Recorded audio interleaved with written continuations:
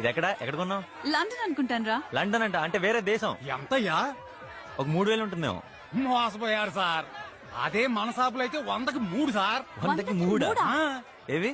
ఇదిగో చూడండి, దాని మీద ఏం రాస్తుంది, దీని మీద అదే రాస్తుంది.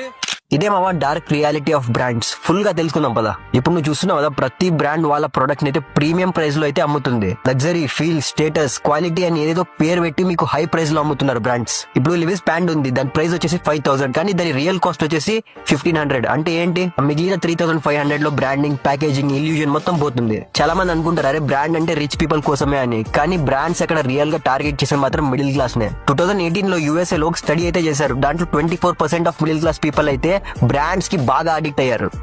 ఎందుకంటే వాళ్ళ సబ్ కాన్షియస్ మైండ్ లో అయితే ఒకటి ఫిక్స్ అయిపోయింది, హై ప్రైస్ ఉంటే అది బ్రాండెడ్, లో ప్రైస్ ఉంటే అది చీపర్. ఇప్పుడు బ్రాండ్ వర్సెస్ నాన్ బ్రాండ్ అయితే చూద్దాం. బ్రాండ్స్ వాళ్ళ క్వాలిటీ ఎప్పుడు నాన్ బ్రాండ్స్ కింద ఎక్కువగా ఉండదు, అండ్ నాన్ బ్రాండ్స్ కూడా బ్రాండ్ లెవెల్ క్వాలిటీ అయితే ప్రొడ్యూస్ చేస్తాయి. ఇక్కడ ఓన్లీ డిఫరెన్స్ ఏంటంటే మీరు బాగా రీసెర్చ్ చేసి ఏదైనా కొనాలి. ఇప్పుడు మీరు ఫ్లిప్కార్ట్ లో ఏదైనా నాన్ బ్రాండ్ టీ షర్ట్ కొంటే అది కూడా సేమ్ బ్రాండెడ్ క్వాలిటీలోనే ఉంటుంది. మ్యాజిక్ ఏంటంటే అవన్నీ హాఫ్ ప్రైస్ లో దొరికేస్తాయి. బ్రాండ్స్ ఏంటంటే వాళ్ళ ప్రొడక్ట్ కన్నా వాళ్ళ ఇమేజ్ నే ఎక్కువ అమ్ముతారు. చిన్న ఏజ్ నుండి బ్రాండ్స్ అనేది మన మైండ్ లో ఫిక్స్ అయిపోయాయి. బ్రాండ్ అంటే బెటర్. సో ఎప్పుడైనా మనం కొనేటప్పుడు క్వాలిటీ కన్నా లోగోని చూసే కొనేస్తాం. ఇవైతే 3 branding tactics you should compulsory no.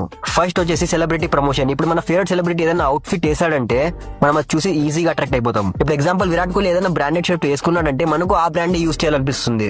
So non brands అయితే అంత బడ్జెట్ ఉండదు, సో వాళ్ళ ప్రొడక్ట్స్ ని రెగ్యులర్ ప్రైస్ లోనే అమ్ముతారు. సెకండ్ వచ్చేసి లిమిటెడ్ ఎడిషన్ స్ట్రాటజీ. దీంట్లో ఏంటంటే బ్రాండ్స్ ఏం చెప్తాయంటే జస్ట్ 200 పీసెస్ ఉన్నాయి కొనేయండి అని అర్జెన్సీ క్రియేట్ చేస్తారు. దాంట్లో నువ్వు రిచ్ ఉన్నా, పూర్ ఉన్నా, మిడిల్ క్లాస్ ఉన్నా ఆ అర్జెన్సీకి కొనేస్తావు. సో ఇదే సైకాలజీ ఒక ఫోమ్ లో పడిస్తారు, fear of missing out. So దీని వల్ల బ్రాండ్స్ అయితే బాగా ప్రాఫిట్ సంపాదిస్తారు. థర్డ్ వచ్చేసి సైకాలజికల్ ప్రైసింగ్. మీరు చూసే ఉంటారు ఏదైనా ప్రొడక్ట్ 1000 రూపీస్ ఉందంటే అది 999 ఉంటుంది. ఇలా చేసి ఏమవుతుంది తెలుసా, మనకు అనిపిస్తుంది అరే 1000 కాదు 1000 కి తక్కువ ఉంది అనిపిస్తుంది. సో ఆ ₹1 తగ్గించి 999 పెడితే ట్యాక్స్ కూడా సేవ్ అవుతుంది. సో ఇదంతా మొత్తం సైకాలజికల్ గేమే.